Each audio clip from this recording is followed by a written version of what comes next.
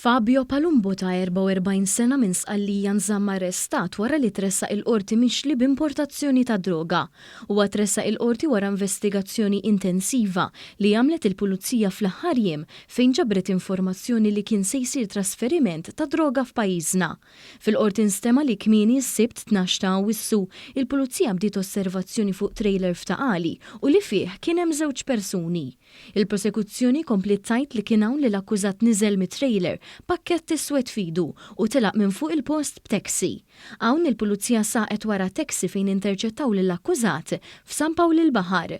Minn tfittxija fil-basket instabu 10 pakketti li bkollox jammontaw għal 10 kilogrammi ta' sustanza sospettata droga u kokaina.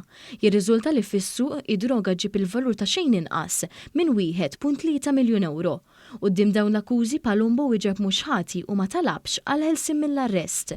Il-prosekuzzjoni f'dan il-każ tmexxiet mill-Ispettur Mark Kentni Merċieqa u John Lay Howard.